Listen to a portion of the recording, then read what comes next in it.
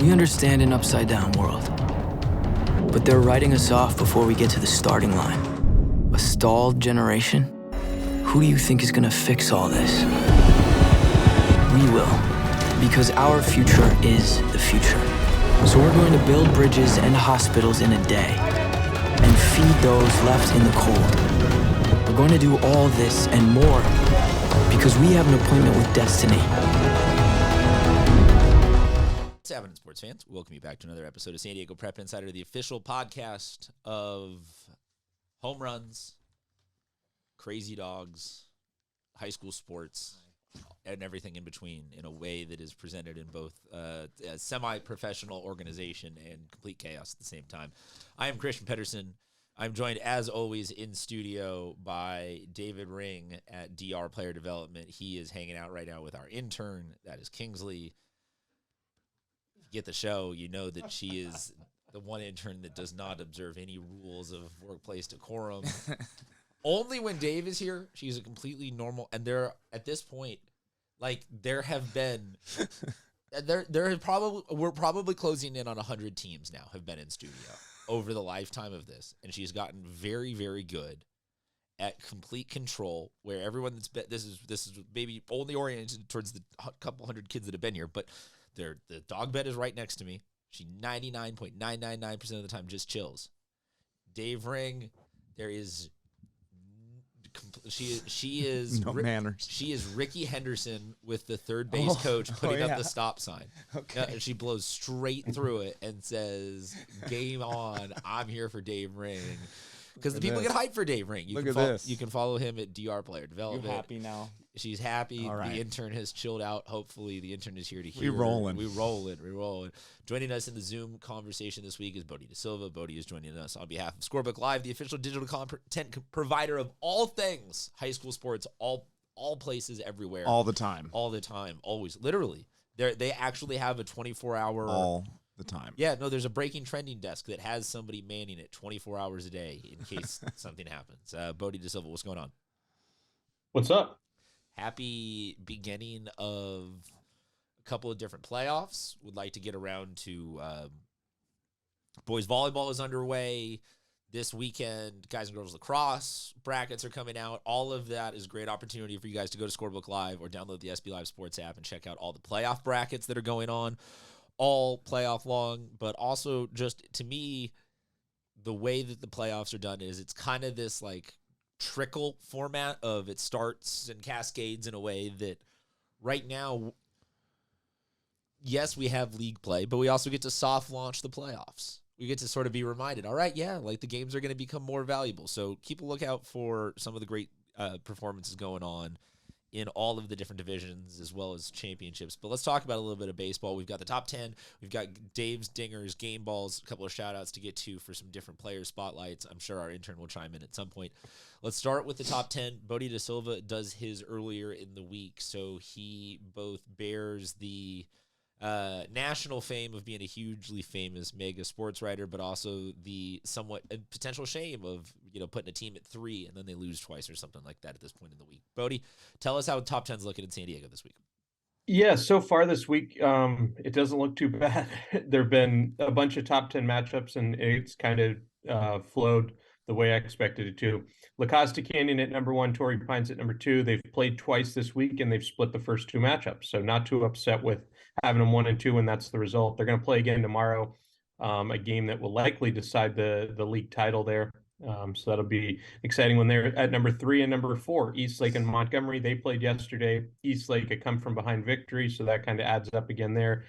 They will have a makeup game again next week, so a lot to be decided between those two. Carlsbad's there at number 5.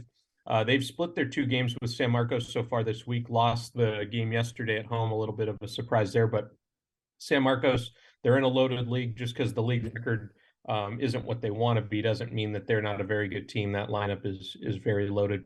Rancho Bernardo's there at number 6. They have 2 shutout wins over Poway to start this week. Granite Hills is there at number 7.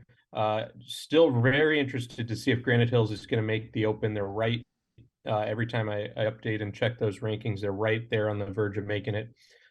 Would love to see them get in. La Jolla Country Days there at number 8. They had a big win over Parker yesterday, continue to show a ton of power. I know home runs do come a little bit easier at their field, but you still got to hit them. Santana's there at number 9. They lost one to Steel Canyon earlier this week. And then Cathedral Catholic's in there at number 10. They picked up a win over Bonita Vista yesterday. Bodie, I think and I will mention the 5 others to watch as well: Poway, St. Augustine, Mission Hills Christian, and Maranatha Christian. Bodie, I think you mentioned one of the truest unspoken rules of baseball that, yeah, home runs can be easy at certain fields, but you still got to hit them. Like, you still got to put the bat on the ball, and that's not that easy to do. If it was that easy to do, everybody would figure out just how to swing The game hard. would never end if it were that easy. Exactly. So, Dave Ring, your top 10 from this week. Yeah, you got it. I think it's very similar. I got LCC at number 1 still, Torrey Pines 2. They're looking really solid. Eastlake 3, Carlsbad 4, Montgomery 5, RB 6. I'm still got Saints at number 7. I think they're a really solid squad. I think they're going to do really well in open. Granite is 8, Cathedral 9, and La Jolla Country Day 10.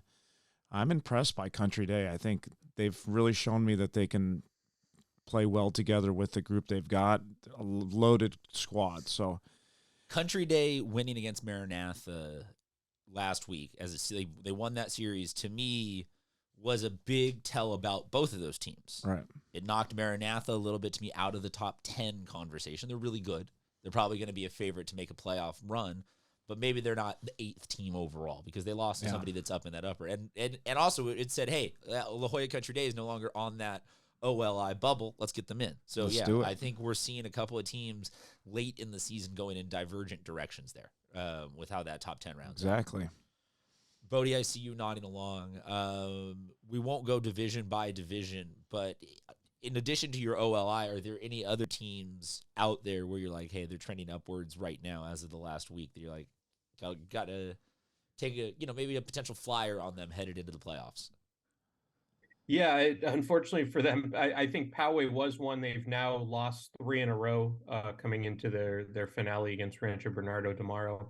But they're still in there as the 8th seed right now as it sits in the open division. And there's just very, very few points that separate Granite Hills, Saints, Poway, Santana, La Jolla Country Day. There's 5 teams there really for 3 spots. So that's what I'm looking at right now, at who can make this push over these last few games. Some teams may have 2 games left. Some have 3 or 4. Depending how much they're going to make up with rain games next week. So that's what I'm looking at right now, is just who can gain one of those open spots. And not to say you shouldn't want in. If you're Division I eligible, I would always want to be in the open. But if you are that 9 seed, then you get the 1 seed in D1. So we've seen it in all the sports. You don't want to say teams are tanking that way, but I think some teams that may end up at the 1 seed aren't too upset because they just see it as a much easier road to go and hopefully get that ring. Yeah, and very impressive go for Patrick Henry this year. They're 7-4 in league, and on top of a league that's got Cathedral, Saints, Madison, and Point Loma in it. I think you gotta, even though they're a little bit down in the rankings, they're a team that's very, very dangerous right now. Got to give them some love. They've been beating some really good teams this year. They're only 12-10 overall, but like I said, they're 7-4 in one of the toughest leagues in San Diego. Very, very strong team. And sometimes that's all you need, is to play the best ball. We've seen it periodically over the baseball playoffs in the last couple of years. You just need to play your best ball right at the end of the season. And D1 is a minefield of some teams like we were talking about San Marcos last week, playing in a really tough league, having a lot of tough losses, but to very elite teams and some of the best pitching. There are maybe 5 or 6 of those teams spread out at the bottom of different leagues across San Diego, where you get them in a 3-game situation in the playoffs and they hit kind of well, and then, Exactly. they make a little bit of noise. And that's what I absolutely love about how deep baseball here is. That includes a bunch of top performances. Bodie De Silva, Dave Ring, both have game balls. Dave has Dave's dingers. Dave, let's go with your game balls first, then we'll go Bodie's game balls, then we'll go Let's Dave's do it. dingers. All right, deal. I picked a league leader edition this week. So these are some of the best performances so far of the season.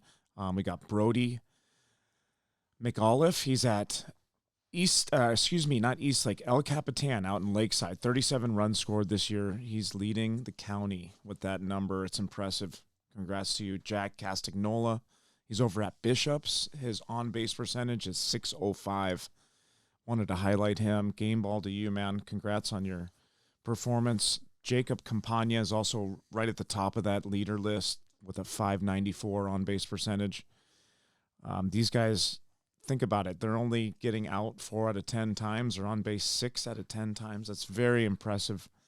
A super huge skill and something that will help Jacob Campagna at the next level as he continues to play in college. Jonathan Friedman, he's a right-handed pitcher at La Jolla Country Day. He's got a .37 ERA, 19 innings pitched. Probably a big reason why they're in my top 10. You're going to hear a lot about La Jolla Country Day in the Dave Stingers edition, so stay tuned. I've got Carson Reese, right-handed pitcher at Del Norte. He's leading the county in Ks, so chairs as we call them. Whether they're backwards or forwards, doesn't matter. He's got 78 Ks so far this year. Very Through impressive. How many Sorry, bro, I didn't 48 2/3. didn't put down the innings, Kings.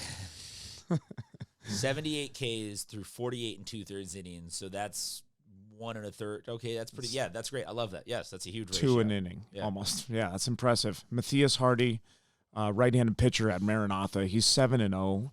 That clip leads the county. There's a few other pitchers that are 7-1.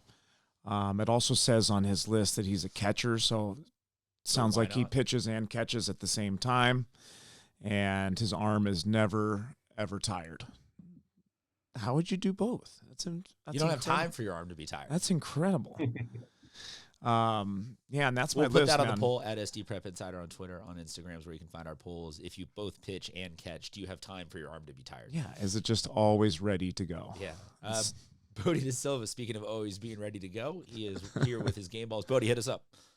Yeah, I'm going to start off with the top performer in softball, someone who I've been monitoring over the last couple of years. Sophia Mujica from Granite Hills hit 2 home runs last week, now has 43 in her career, which is the new all-time leader in the San Diego section, and she's only in her junior season. The top-ranked catcher in the junior class in the country, headed to UCLA. So really curious if she can get to 50 or 60 here by the end of her career. Just impressive power numbers. Switching over to some baseball now. Tyler Howard from San Diego Academy. I saw his first home run of the year last week. He followed it up by homering in 4 straight games. So some impressive power there. He's headed to UC Davis. Luke Caruso from Sage Creek in his series last week against Canyon Crest, 3 doubles, 2 triples, 11 RBIs in their 3-game sweep. Josh Hartman from Rancho Bernardo, a home run, 6 runs batted in their win over San Marcos last week. Carson Reese, I know we already talked about him, but complete game, struck out 15 in their win over Westview last week. Sean Cannon from Coronado, complete game shutout against La Jolla, struck out 6 on Monday. And then Jacob Campagna, 2 for 4 home run, 2 runs batted in and a stolen base in their win over Francis Parker, which for him had to feel good because he transferred from Francis Parker in the offseason. So a 5-4 win over the team he transferred from Esfield. Pretty good for him.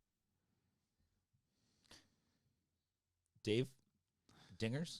Are we What doing do you say? dingers? What's dingers? Dingers, Yeah, so I got some dingers, and I got to throw a shout out to a few softball players in San Diego too that are just Well, okay, then if we're doing going to talk really some well. softball, can we talk general? Bodie, hit the Sophia Mujica numbers, or is that a 1-to-1 that you could make the, like, what's the translation of baseball home runs to softball home runs? Like, they get hit at about the same rate, about the same general clip. Like, what are we talking about in baseball terms? That'd be somebody with on pace to 45 in a season. Like, yeah, that's not happening in baseball. No one's hitting 10 a year in high school. we had what, 2 or 3 guys close in on 20 that a might couple years happen ago more with Calvin for- Mitchell. For juniors and seniors later in their career, but if she's Yeah, hitting, in San Diego this year, the leader is Kevin Takuchi, hit 2 yesterday, so he's up to 10 now. But So- yeah, I would so say what is he at in typically the career leader then? in San Diego is but he didn't hit more than career. he didn't hit more than like 5 or 6 last year, is my guess. So he's not going Yeah, 10 a so year. I would say a really good career in San Diego. If you have 20, that's a huge deal. And she could be on pace for 60. That's incredible. That's insanity. Holy hell. Yeah, it's honestly, it's almost number for number about what Alex Jackson did when he was at Rancho Bernardo, hitting in the low teens every year. But I mean, I think he hit 12 or 13 as a freshman. Good luck finding that these days. Yeah, Exactly. Thank you, BB Court Pats. Yeah. Dave Ring, you had a couple other players you wanted to get to. Yeah, I mean, you got to highlight Rancho Bernardo. They're 19-4 this year. Another fantastic season for Rancho Bernardo. Their infield is incredible. They got Juliana Rocha at third. They got Summer Flores at second. They've got Aubrey Mendoza. She's playing catcher. She's committed to Penn State. They've got Rihanna Motas. She plays first base. The girl's hitting oppo nukes like no other. Nukes are further than tacos, yes? Yes. I mean, she's hitting some oppo stuff like nobody's business right now, and no one's throwing her in, so she's just having to do what she needs to do. But, I mean, this group here is very talented, so you got to give them credit. Poway's, in my opinion, number 2 at 19-3. Their strength of schedule is a little less. El Capitan 4, Del Norte 5. I mean, Del Norte's got some really, really strong players, too. We got to give them some love. They've back-to-back seasons, Del Norte's been in the top 5. Really showing some strong girls out there every year, like Ari Malaria. She's one of their seniors. Very impressive year, girls. Keep up the good work. Just had to show some love to the softball this week. We'll go with also on the poll at SD Prep Insider on Twitter and Instagram, which ball is hit farther, an Oppo Taco or an Oppo Nuke, because I'm genuinely curious about what people have to think on that one. That was a good poll. All right, Dave, keep going. All right, we got Dave Stingers. Like Bodie said, we got Kevin Takeuchi. He's up to 10 home runs. This is in 23 games. Very impressive. That gives him the lead for slugging percentage. If you guys are stat rats like me, I'm always looking up who's got the lead in the county. Van Coughlin, La Jolla Country Day, he now has 7 home runs. He's leading the county with 38 RBIs also. So this is one of the biggest reasons why I'm feeling strong about La Jolla Country Day. They've also got Jack Circuit. He's got 6 bombs. Completing the circuit every time he hits a home run. Incredible power in the middle of that lineup, right? Juniors Cole Hoffman and Addison Klepish over at Del Norte. They both went yard against Mission Hills. And I forgot to mention, I think last week Takeuchi had either 6 home runs or 7. And then I looked at the stat lines. He hit a bomb against San Marcos. He hit a bomb against Poway. These are with all within a 5-day period. Bomb against Poway and then 2 more bombs against Poway. So he had 4 bombs in 5 days. So I think, he was at 6 last week. So that's an incredible 5-day stretch for this guy. And a big reason Bodie mentioned why Poway fell out of the top 10 for me. They went on a 3-game losing streak, and a big reason was Takeuchi. I mean, he was the only offense those games. They were shut out. Poway was shut out both games, and Takeuchi hit bombs. 4 home runs in 5 games, a decent stretch, yes or no? You can find that poll on SD Prep Insider. It was okay. He'd have to keep it that. Let's also put it on the poll at SD Prep Insider on Twitter, on Instagram is where you can find all of these. If Kevin Takeuchi continues hitting 4 home runs every 5 games, will he ever catch Sophia Mujica at Otay? It's Otay Ranch, yes. At this rate, Granite Hills. Granite Hills. Okay, so I am gonna take a moment. Right color scheme. Yeah, I'm going to take a moment to focus on getting spelling and schools correct in that poll at SD Prep Insiders, where you can find all of that. That was everything for you, dingers-wise, yeah, Dave? that was. Bodie, Dave, what have we missed this week? Are we got any players shout-outs, any commits, any spotlights that we need to get to? Any other news? I just wanted to highlight the softball girls a little bit and just kind of give my top 5. Keep them in the loop here. I'm following that top 5 group right there.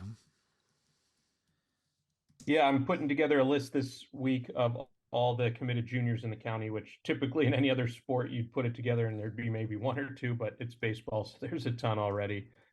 There's a ton in every class. There's even one 8th grader that hasn't picked a high school, but he's picked a college. So It's baseball and it's chaos with the recruiting. So always fun to follow, Well, the even if rules it's change now. years ahead down the line. Don't they? Yeah, The rules exactly. change within the next couple months, or is that what it is again?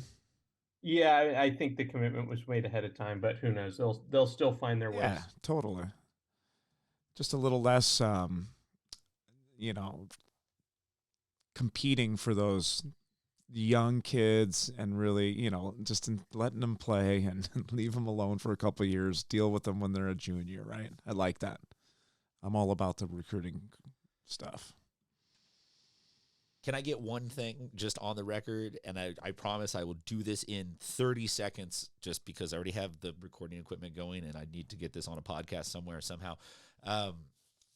We're going into playoffs, and I know that there has been some stuff talked about in different sports throughout the years of the playoff, that everything needs a restructuring and reformatting in San Diego. And I talked with Joe Hines about the comments made by the CIF Southern Section Commissioner, the outgoing one, that all the sports need to, Bodie, did you see this? That all the sports he recommends need to go to the fluid dynamics of you play the season and then afterwards you determine a more accurate playoff bracket than just locking teams in.